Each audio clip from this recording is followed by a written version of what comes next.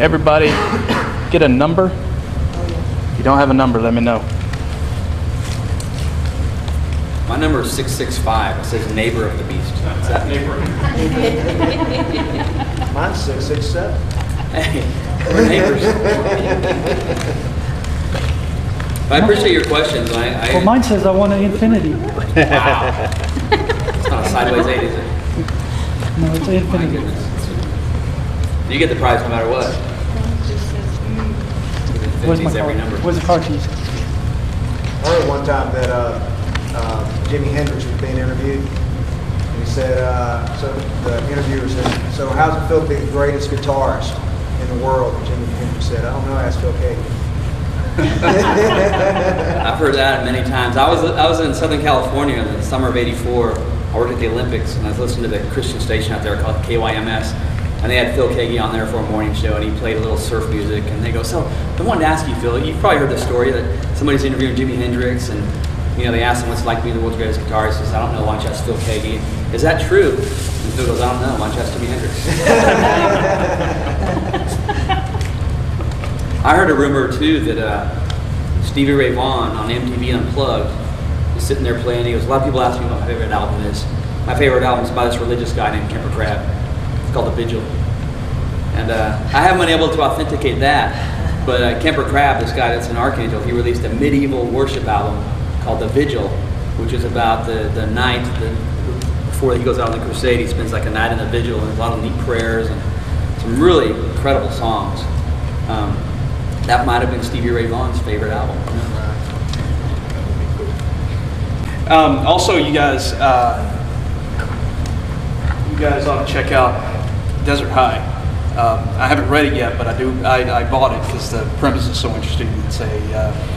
It involves time travel, so it's very geeky. And I'm trying to talk Doug into joining us at some of the cons to promote it. I told him, that time travel is exactly the kind of thing that these con guys would enjoy. See, Time travel.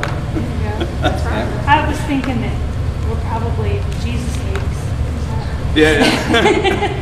That's the guy. I haven't heard that yet. I haven't seen that on a t-shirt yet. I'll give you the 30-second synopsis of this novel. I spent 5 years writing it, mostly because I had one magazine deadline interrupting me all the time every 2 months. But when I was a senior in high school, I played football. We were the Desert Scorpions. Our high school, Desert High, was located on Edwards Air Force Base, which is where the space shuttle lands in the desert when it can't make it to Florida. And all the flight testing and stuff was done. The movie, All the Right Stuff, was filmed about that place. But we were in the first round of the playoffs my senior year, the CIF playoffs, and we got ripped off by the referees. A lot of athletes, everybody knows an athlete that said that about some competitive event.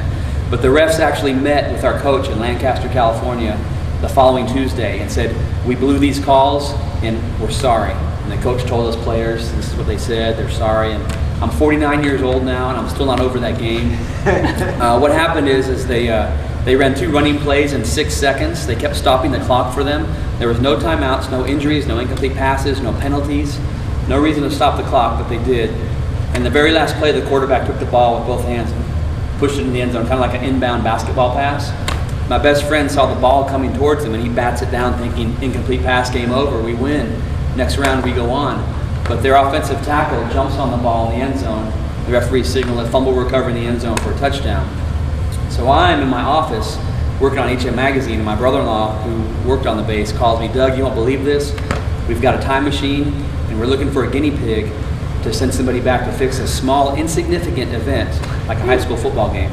So I go back to November of 1980 to fix that game, and that's what it's about. It's kind of like All the Right Stuff, meets Back to the Future, meets Friday Night Lights. Back to the Future. Does it make you feel better? At least you could fix it in your book? Yeah, I had some incredible moments of resolution writing this. Like there were times where I pushed the keyboard away and kind of had a few tears and got goosebumps because I was definitely vicariously living through my character. Because one thing, if I was successful in fixing that game, which is no easy feat, when do you talk to the refs or how do you overturn something like that?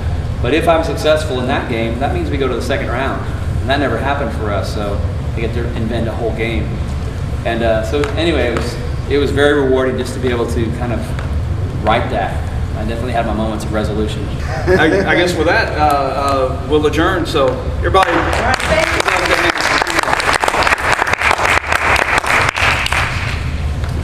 favorite living set. The issue, so you can ask me.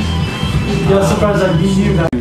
See what, It'll look like if I sit down. I might do that. all right. Is that gonna work? Yeah, I'll catch you, and then I'll adjust it when you sit down. Why did it just... I'm gonna sit down, and I might just try to mess with you and sit down, stand up, sit down. Hey, we'll make it work one way or another. I got editing prowess. And then 1/2 sheet of that Scotch tape in.